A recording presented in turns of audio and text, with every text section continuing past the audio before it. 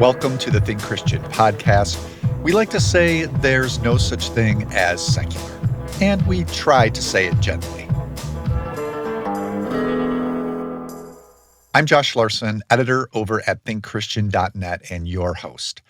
I don't know about you, but my summer has been short on gentleness.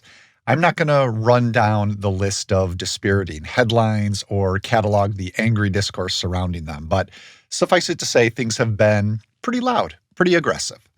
But then Sarah Welch-Larson wrote an article over at thinkchristian.net about the new movie Marcel the Shell with Shoes On, and my heart lifted a little bit while reading it. I went to see the film. This is a stop-motion feature about the daily life of a little shell with one googly eye and, shoes. And I was refreshed by its uncommon gentleness. This got me thinking about other pieces of pop culture, like the HBO Max series Julia, about the TV chef Julia Child, that also had a gentle spirit. And then, of course, that got me thinking about gentleness as a fruit of the Spirit, as described in Galatians 5. So Sarah's going to be joining me alongside Joe George to discuss a Christian understanding of gentleness in the context of Julia and Marcel the Shell, how those two shows and the movie model it, and how we might carry it out in our own lives. As this is the last episode before the next gathering of the TC Movie Club, I also wanted to give one more plug for our summer session, where we'll be discussing the prophetic voice of Jordan Peele. Peele's new film, Nope, comes out on July 22. We're going to be discussing that and his two previous movies, Get Out and Us, when we get together at 2 p.m. Central on Saturday, August 6. Now, if you're not part of the club and you want to be a part of that online discussion, we'll send you a meeting invite and a link. You just have to sign up at thinkchristian.net/movie club. That's thinkchristian.net/movie club. I've also made a video essay about us and Jeremiah 11:11 that you can watch on the Think Christian channel over on YouTube, and it'll give us a few talking points for our conversation. So far, those TC Movie Club discussions have been fairly gentle. It's a very gracious group that gets together, so newcomers should feel welcome. Let's go ahead and talk more gentleness with Sarah Welch-Larson and Joe George. It takes two guests to tackle a movie as massive and confounding as Marcel the Shell with Shoes On, apparently, because I have Sarah Welch-Larson and Joe George here. Welcome to the both of you. Happy to be here. Of course. I mean, movies don't get much simpler than Marcel the Shell, I think. So we have basically an adaptation of a series of stop motion shorts. Here, a shell. It's about a shell that talks about the ways he gets through his day. That's pretty much it.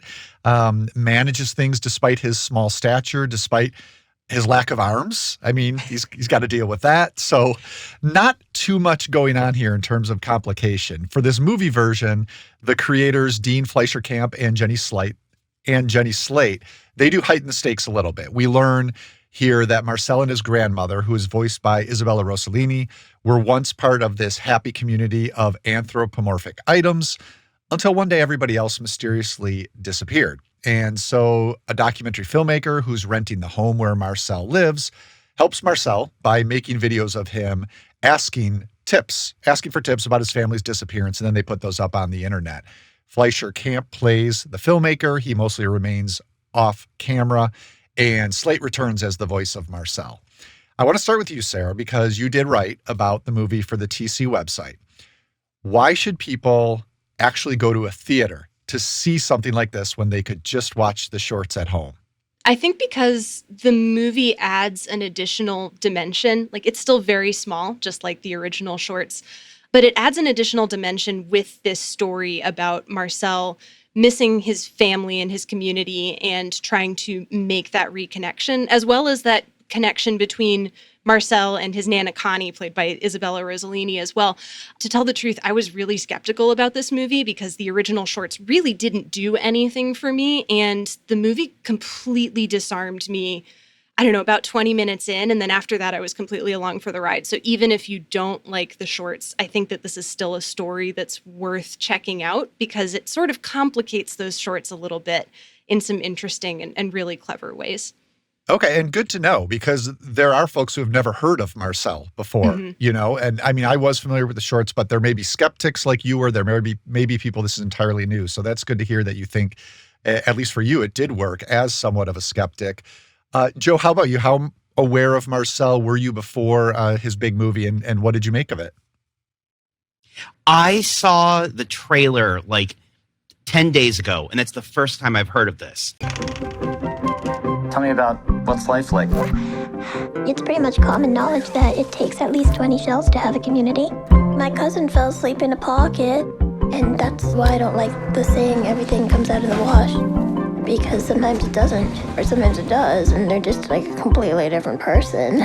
So. And it felt like, is this a children's book thing that I've missed? I've got young kids, so I thought I was pretty plugged in, but I never seen the shorts, had no idea what it was until I saw Sarah's article for TC come across, and then you launched the idea for the podcast. So, and I'm coming off of, I just finished watching it maybe 30 minutes ago. So I am very fresh and full disclosure. I watched it on my iPad because it's not playing anywhere around here.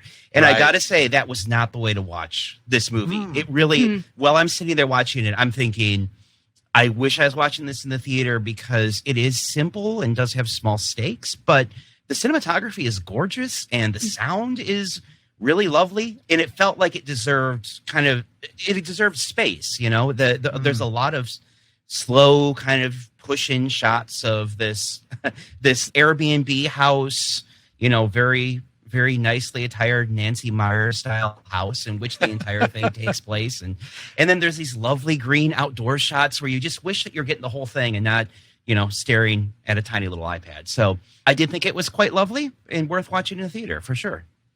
Yeah, you're right.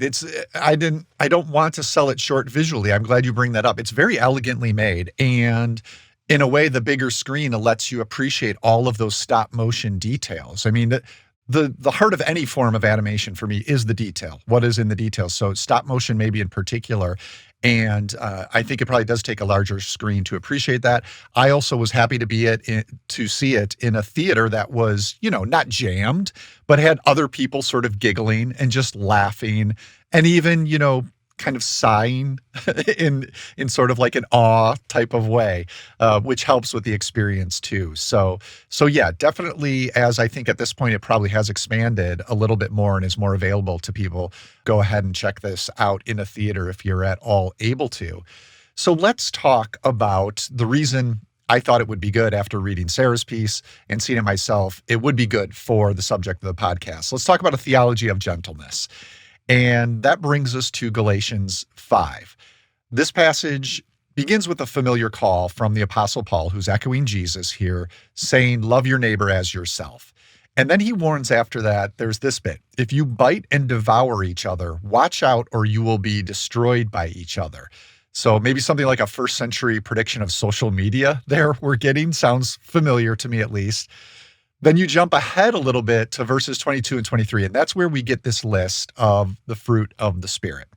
Love, joy, peace, forbearance, kindness, goodness, faithfulness, gentleness, and self-control. So I would like to hear from each of you, what does Christian gentleness look like in particular? And did you see anything like that in Marcel the Shell? How about Sarah, we'll start with you. Yeah, I think Christian gentleness is this thing of, it's not necessarily niceness, because I think that it is possible to be nice without being gentle, or it's possible to be gentle without being nice. And I think this level of gentleness is this appreciation of, I am dealing with another human being who has also been created in the image of God, and I am going to treat that image of God with the respect and the care that it deserves. And that doesn't mean being rough with somebody else. I think that means approaching that person on the level that they need to be approached, and at the level of tenderness that I think all of us really need and deserve and should be treated with. And so I think that this movie kind of approaches that really quite beautifully. And it's not just in the level of the story, which is very, kind and sweet and gentle and relatively simple. It's also the way that the camera treats its subject. So we talked a little bit about the expansiveness of the camera and the way that it looks on a big screen. And I think that that camera work is incredibly smart because it is a lot of like soft, gentle pushes in on its subjects, but it also treats those subjects with politeness and respect. It never really feels like Marcel is necessarily the butt of the joke. It's almost like he's in on the joke. And in the moments where the film needs to really emphasize the scale of the story in the terms that Marcel is very small, it's able to do that while also making, I don't know, it treats him very tenderly, but I think it also treats him as like a character who feels very small in a very large world. There's this incredible shot, and I talk about it a little bit in the piece on the website, where Marcel is sitting on the dashboard of a car looking out over a valley, and you can see the mountains behind him, and you can see all of the tiny little houses there, and the camera is placed really far back in the car. So he looks so small on that giant screen. And I think it's really, it could be funny, but I think it's also a punctuation and a moment of tenderness of this character realizes just how small he is too. And we've been it's been pointed out throughout the movie up until this point, but it treats him where he's at emotionally. And I think that level of gentleness and tenderness is something that really comes across throughout the entire movie, but that one shot in particular. And that's a great example, that shot of what Joe was saying about, a larger screen being able to really capture what the filmmakers are after there.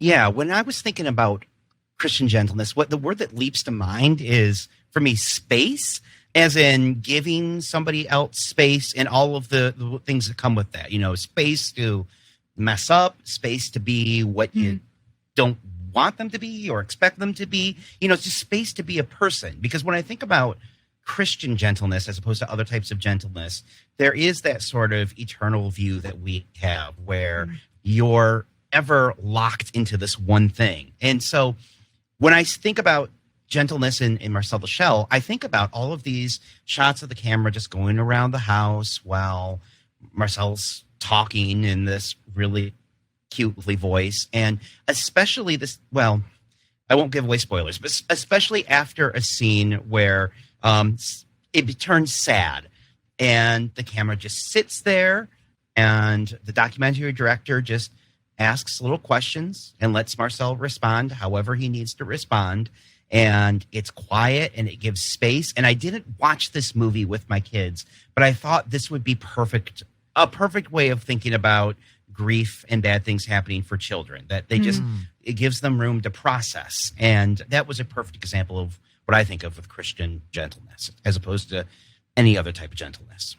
I love that. Love the idea of giving space. And in terms of grief, often we're told, well, you just need to be there. Maybe don't say anything, because a lot of times I know I tend to say the wrong thing or something that's not helpful, or it's a platitude but you both kind of feel like, but if your presence is just there, the space that you're talking about is a form of gentleness.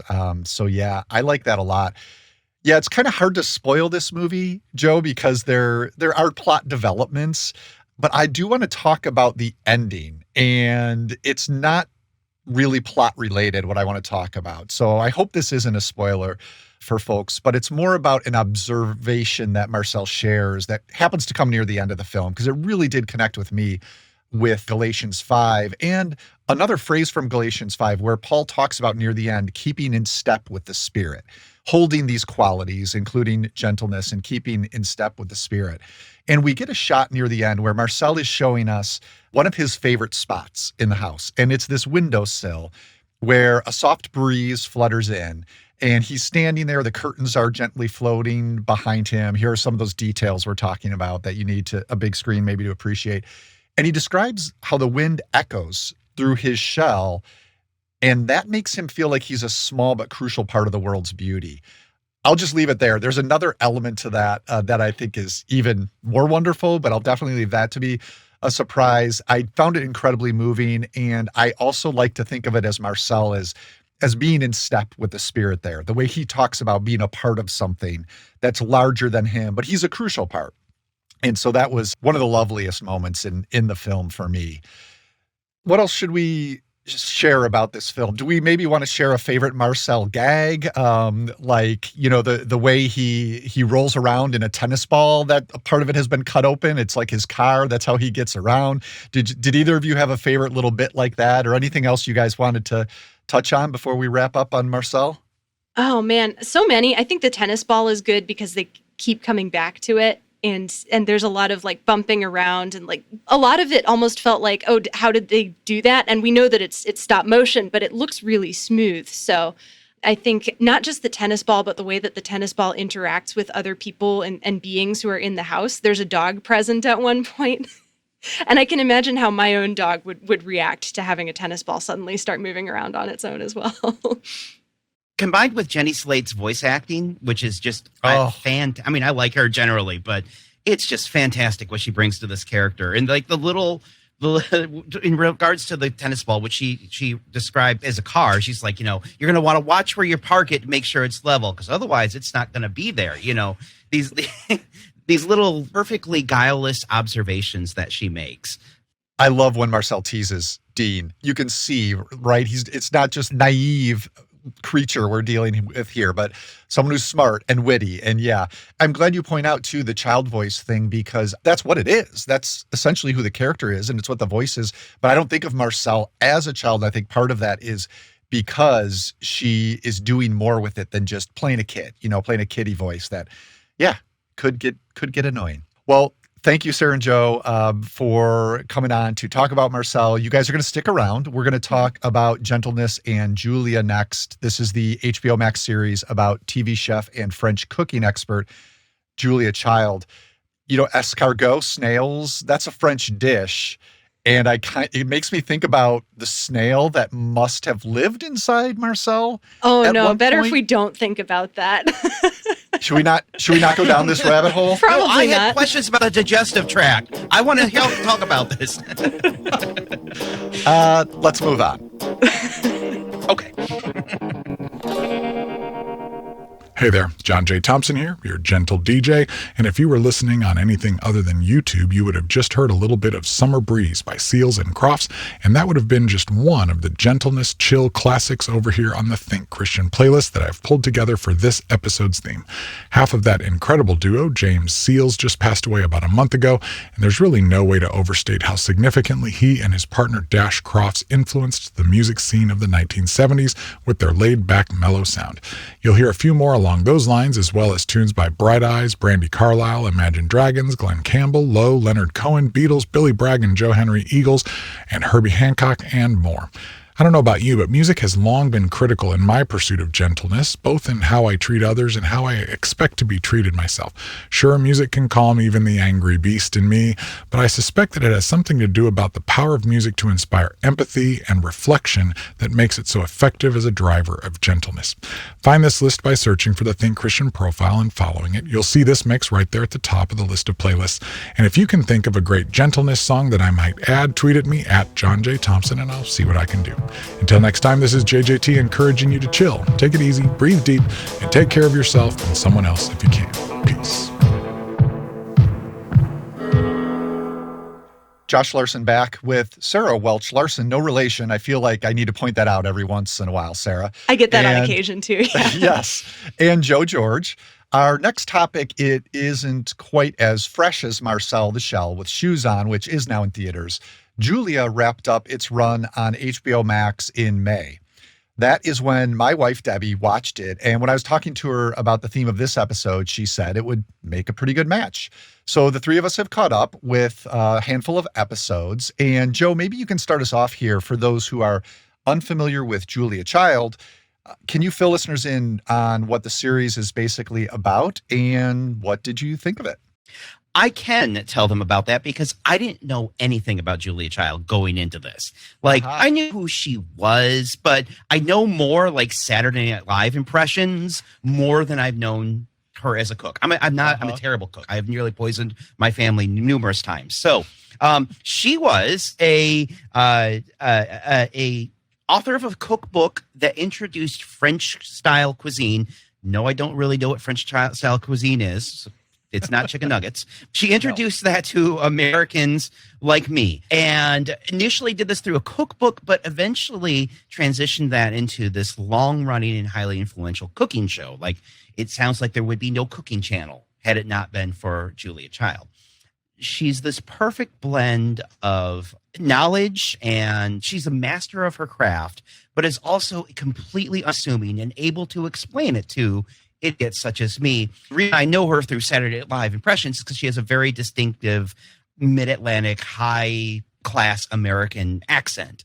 And so the show kind of follows the development of her switching from cookbooks to putting the show into production. And it stars Sarah Lancashire as Julia and David Hyde Pierce as her husband, Paul. And I got to say, when Josh, you first asked me to join on this one, I was a little worried because, again, I'm not a cook and I didn't know what to think of this show. And my wife several times would walk behind me going, yeah, exactly. I'm usually on for the gross stuff or the superhero stuff. And my wife's even like watching behind me going, what are you watching? Are you watching a cooking show? And this show is delightful. Nice. It is so wonderful. It's not without its conflicts, but it's one of those shows in which conflicts are largely resolved through smart people talking to one another and being kind and listening to one another, which is such, especially for me who watches most things where people resolve conflicts through punching each other or stabbing each other. It is really nice and sweet, and it's a very delightful show. Good. I'm so glad you enjoyed it. Yeah, probably not what I usually seek out either, but kind of something that I feel like I needed and came at the right time for me. So I enjoyed it as well. How about you, Sarah? Was Julia Child new to you? What do you think of the show? Most of what I know about Julia Childs comes from the movie Julia and Julia, which is quite good and also a solid introduction to her if you're not familiar with her work. I think I've seen a few episodes of The French Chef, her TV show as well. And of course, the Dan Aykroyd impression, which is spot on and extremely good. This is also not a show that I think I would have sought out myself.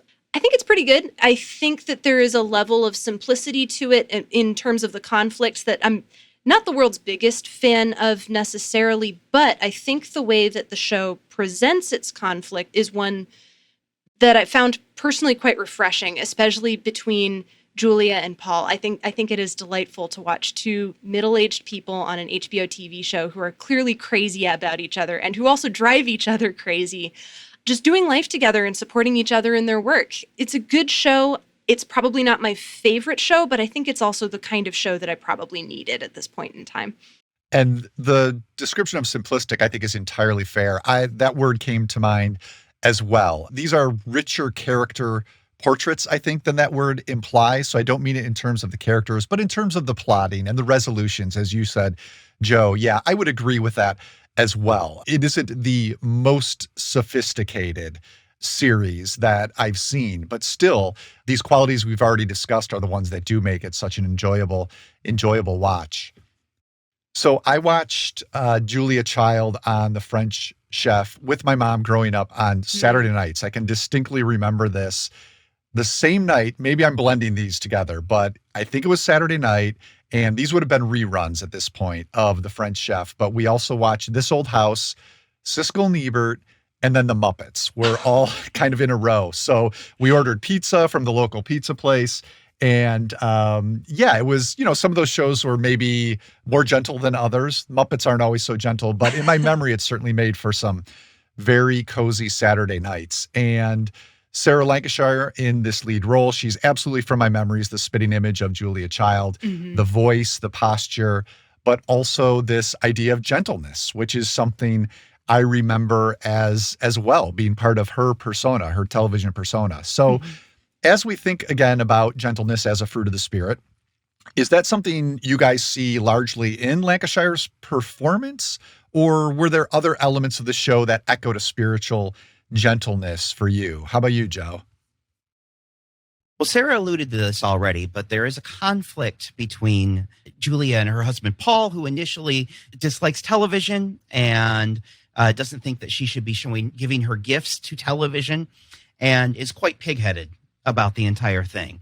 And again, the way that resolves is slowly she kind of explains to him how much this means to her, and does a little bit of finessing and stroking his ego a little, probably more than she probably needed to, but gets him on side, and he becomes supportive, sometimes in his own bumbling way. And for somebody who is a bumbling pig, I like to admit, there's a bit of grace and gentleness in that, that you have, again, that space to kind of screw up and something still wonderful can come despite your own shortcomings. And I see a little bit of that in that relationship. Mm-hmm. What do you say, Sarah? I think a lot of it just has to do with the food, both the way that the food is presented in the TV show and then also the way that Julia is feeding everybody constantly. Brings to mind a little bit of Ratatouille, honestly, like that similar level of care and presentation. But I think in this case, a lot of it is just, this is this food that has been plated for you, and we're allowed to sort of feast on it visually as well. So not just Julia as a character, but also the show in general is incredibly generous, I think, with those shots of food. It made me hungry watching it, and every single episode that I watched right after eating dinner, and I still wanted to eat everything that showed up on the screen. So I think success there for sure. Yeah, that's a good test, definitely. For me, a couple of moments come to mind from the episodes I've seen. The second episode, this is the pilot taping of The French Chef, and it doesn't go great. I mean, she's new to this. Not everyone at the television station is that invested in it. It isn't a huge success, but she takes this moment afterwards to still softly thank the crew. Mm-hmm. And that struck me as an interesting moment of gentleness in defeat, sort of.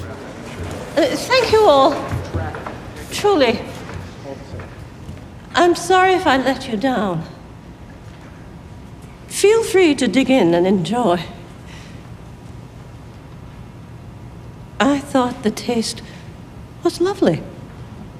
And then episode 3 focuses on her relationship with her father, played by James Cromwell, who is another figure who looks down on her efforts to produce this show.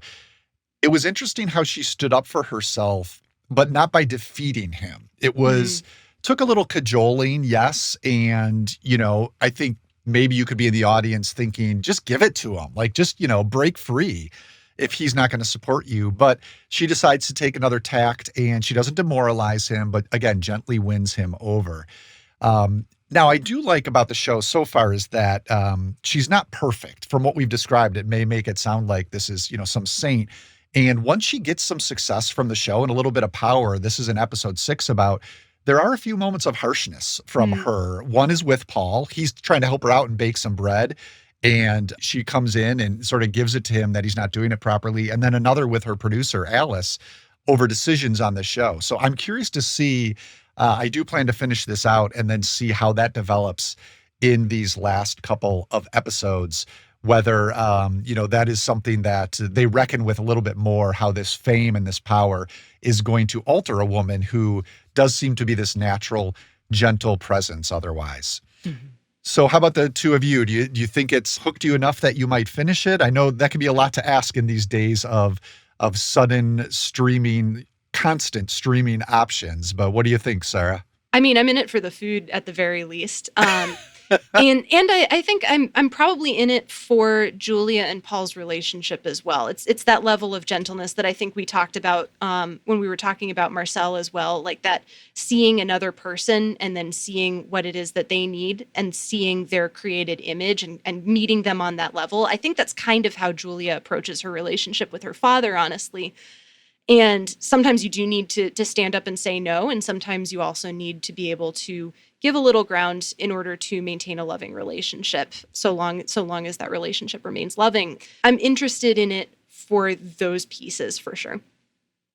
All right. Well, Joe, if you decide to finish this out, maybe we'll have to reconvene in some way and see what we all think about where this ends up. But I do want to thank you both for giving it a shot, even though it's a little bit outside of your wheelhouse.